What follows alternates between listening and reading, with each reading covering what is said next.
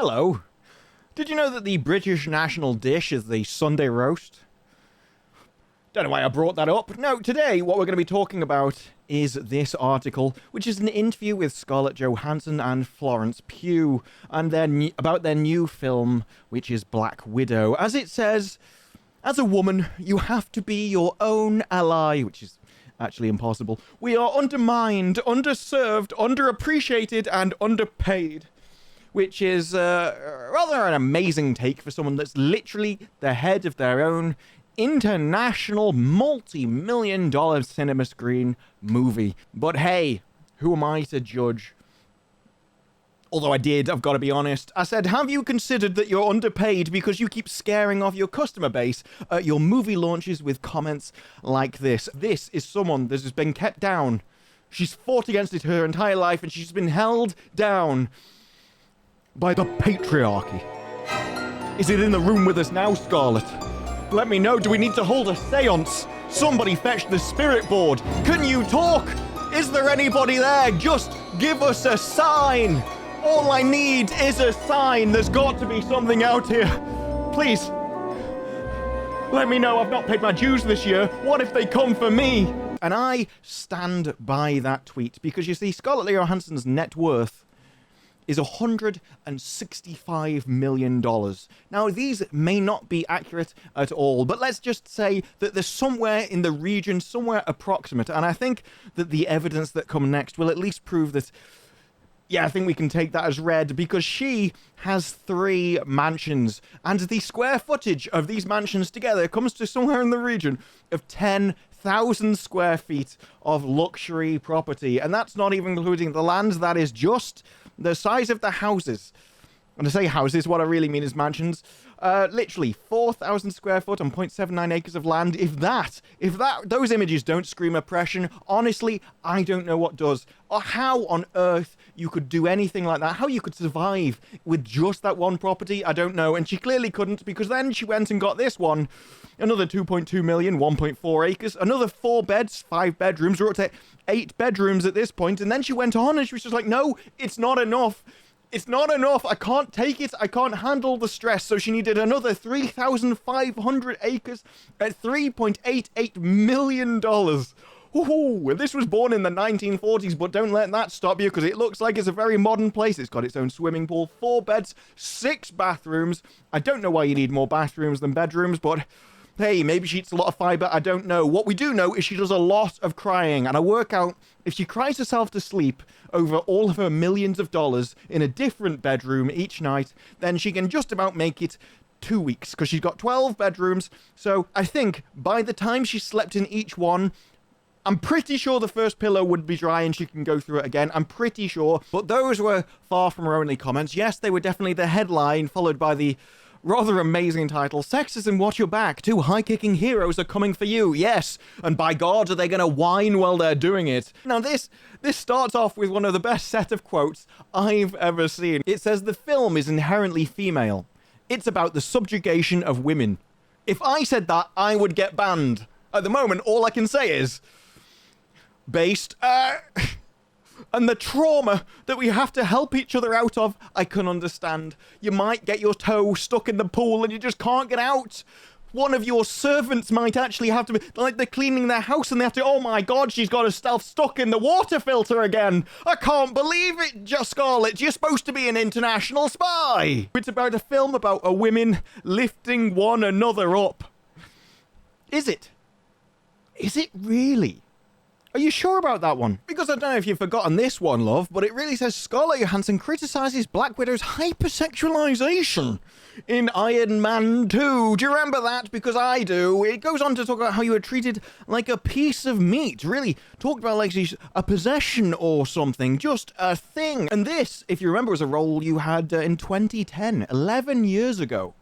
And now you're 36 now, but you were 25 then, and I don't think many people will disagree that 25-year-olds are a lot more likely to get those kind of roles. You know, the roles where they're actually looking attractive. And I think if we can say anything about when you were 25 and in this role, I think if this video shows anything about that time, that you were clearly definitely unhappy. I mean, you can just see it on your face. I mean, if that smirk and that happy grin at the end, as all of them are looking at solely one place set behind you, it definitely shows that you didn't like that. I mean, that is the face of sheer horror. That is the face of terror. I've never seen someone more unhappy than at that moment in their lives, as they just admired the center of attention. Because let's face it, the only thing you hated more than that kind of attention is the day it stopped. At the end of the day, you're 36 now. You're not going to be getting those kind of roles anymore. Those roles will very soon be going away. Time stops for no man. And, indeed, in the name of equality, no woman. And so, as the phone stops calling, as people stop noticing you when you enter a room, what are you going to do with that? Well, you could start by saying that those kind of roles are awful and we shouldn't be doing those. No. Don't make roles for 25-year-old women. No. Make them for 36-year-old ones. We need to stop caring about the quality of the way people look. We need to stop caring about how women look. It's not like we do it to men. I mean, this guy, after all, I don't think he's doing this for any other reason. He just likes being cold in the water, let's be honest. She talked about the trauma and how it's about lifting other women up. Certainly not drawing up the ladder behind you. No, he wouldn't do that. He wouldn't make articles about that. He says, I don't think you can really take that out of this film because it's an ingredient. I don't want it to be there, but it's an important piece of moving away from that, and needing it to be is part of the problem. Like, literally. That sentence is just an ever-expanding spiral of possibilities that doesn't really make any sense, but we're going to try and make it. So, it's trauma. The trauma is there. It's an important ingredient. You don't want it to be there, but it needs to be there, but it's part of the problem that it's there. So you are part of the problem because you want it to be there, even though it shouldn't be there, but it is there because you want it to be there, but it shouldn't be there, and that's the problem.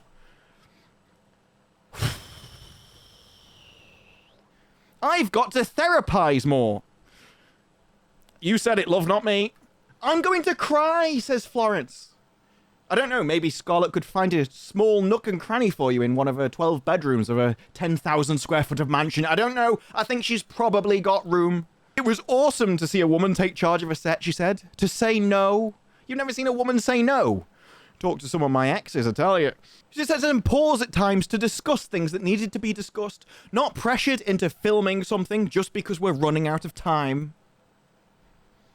Scarlett Johansson was never pressured under time constraints. She was never pressured to film something when they were running out of time. You know, when the work stops.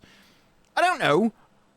But maybe being undermined, underserved, underappreciated, and underpaid comes somewhere down to the fact that you were never pressured to actually do any work and you never got any done because you never felt you were under time constraints on your multi-million-dollar international movie. I don't know. Maybe if you did your job, you'd get paid more. Who knows? I'm just a man. What do I know? My mum instilled that in me from when I was really, really young. And here we get to the answer, the solution of how someone can grow up so deluded. They were taught when they were very, very young that they were a victim. That there was nothing they could do. They were just stuck like that. They would be persecuted because of what they were, their physical characteristics. And that might be why you think it doesn't mean it's true. It just means that kids are like little sponges of information. They just suck all of the information, everything they're told. They don't analyze it to see whether it's correct. And that can actually get stuck so that when they grow older, it's very hard to get rid of those kind of things that you learn when you're very young in that imprinting stage. And that's why, even though her life directly proves that she's wrong, still thinks it's true, can't see it, literally just ignores anything that disagrees with the point of view. It doesn't matter if she's in a multi-million, getting paid millions for an international movie. No, clearly oppressed, clearly just distraught. I don't know how she's managed to cope with the amount of problems that she's got in this international mega movie. Who knows, right? Equal pay is a huge part of that fight, yes. If only I could have equal pay, I too could have a 10,000 square foot of multiple mansions with my own swimming pool, servants, cleaners. And there's a certain group of people who just love to repeat a certain quote, and I think it really fits in well here, and that is To those accustomed to privilege, equality feels like oppression. And yes, when you were 25, you had everything given to you on a plate. You were stunning, you were gorgeous, and you got told all along. You got roles given to you, became an international megastar based purely on how you looked, and you took full advantage of it, and indeed, you did love it. You could see it on your face as you strut away. And yet now, as time's marched on and things just aren't what they used to be, they just don't look the way they used to be. They're just kind of not in the same places that they used to be. You didn't used to lie down on your back and fill your armpits, but that's all changed. And with that, things have changed and the phone doesn't ring as much anymore and people just don't contact you like they used to. You don't get the roles you used to. And rather than trying to lift up other women, indeed, you did prove that you want to move away from those kind of roles. You don't think those roles should exist anymore. You think that maybe we should stop employing 25-year-olds and we just need to start employing more 36-year-olds. Those are the roles we need to make moving now. Those are the kind of films we need to be making now. And so rather than just accept your lot in life or improve so that you can cope with your new situation, you've decided to lock other people out of it. You've decided to try and maintain your privilege rather than accept the equality that has been forced upon you by the never-ending march of time. And maybe, just maybe, that's not a problem with the world. Maybe that's not a problem with the industry. Maybe that isn't a problem with everybody else. Maybe they're not all of the ists and the phobes that they think you are. Maybe it's just you. Maybe you should get over yourself. Get over what you've lost and start coping with the future. And maybe, if you really want to get paid more, you stop scaring off all of your customers on the day of launch with interviews like this. That's it from me. If you like the video, press like. Let me know what you thought of the topic down below. Let me know what you thought of Scarlett Johansson and Florence Pugh and the Black Widow movie in general. Have you seen it yet? Because I haven't. If you've got any opinions on it, write them down in the comments below. I'm very interested to find out. I appreciate all the comments, likes, and subscribe for more videos in the future. And I will see you in the next one. Bye-bye.